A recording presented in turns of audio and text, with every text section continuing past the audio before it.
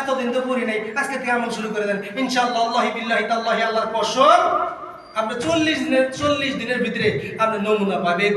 নামাজ এত একটা মজার জিনিস। একটা নামাজি ব্যক্তি যায় কোন তোমার কালকে ভোর ছাড়াই এই 50% বানাই দিন, তুমি খালি জোহর আর ফজরটা বাদ দিবে। একটা নামাজি ব্যক্তি, এই আমার নাগাল নামাজি না, আমার তো 20,000 দিলেই বাদ দিয়ে দিব কথা একটা।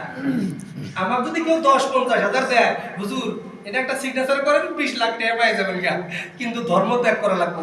কিন্তু আমার ইমান নাই, শক্ত মেলা ঠুস কঠাস কি আগে থেকে দেখে মেলা মেলা কানের মধ্যে বাতুরিয়া হয়, হুজুর 50,000 টাকা মাস, আর একটা বাবাতে সিগনেচার করবেন 50,000 টাকা মাস, কাগজটি ডকুমেন্টসটি হাফিজ পাস কি পাস করতেন স্কুল সার্টিফিকেট জমা দেন।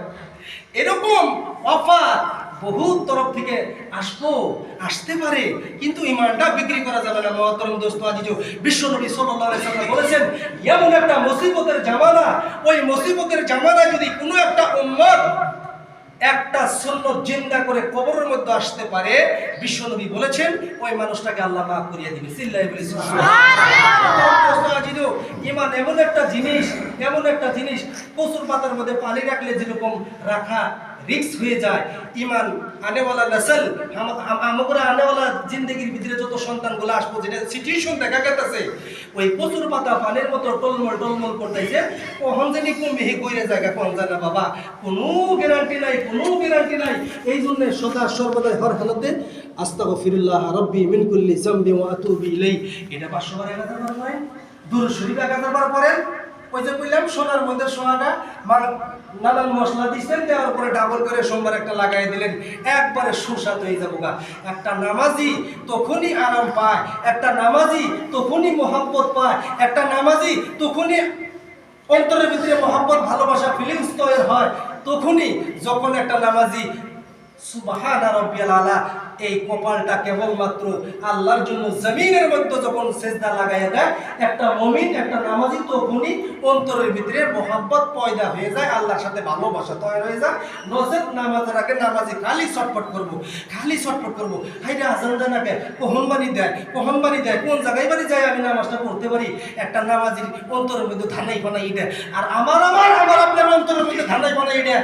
আমার বাড়ির পশি 5 তলা বিল্ডিং, হাইরে অমুকে আলটো গাড়ি, অমুকে কেটেল, অমুকে জেসিবি, সম্ভব না জানি কি ব্যবসা আছে। এই তো লাগলো 5 লাগলো মিডিয়া আকারে, ফেসবুক আকারে, ইউটিউব আকারে, ইনস্টাগ্রাম আকারে, মৌখিক আকারে, ফিল্মস মৌখিক আকারে, কানাকানি আকারে, কানের ভিতরে গবেষণা এরকম শুরু হয়ে যায় যে অমুকের 5 তলা বিল্ডিং আমার সহ্য হইতেছে না, অমুকে কি করে খাইতেছে আমার সহ্য হইতেছে না। তার কারণ বোঝা গেল আলা ওয়াহিয়াল কলব, আপনার কলব নামক জিনিসটা পৌঁছে গেছে, মোহর লাগাই দেওয়া হয়েছে। বাবা খারাপ হইতেছে নাকি? তার মানে বোঝা গেল মানুষের ভালো দেখে আমার ঠিক লাগতেছে না, আমার খারাপ লাগতেছে, আমার খুশি এত ভালো চলে কেন? এইটা আমার অন্তরের ভিতরে যদি আয়া যায় মহতরম দোস্ত আজিজ, তাহলে বোঝা যাবো, তাহলে আপনি বুঝবেন।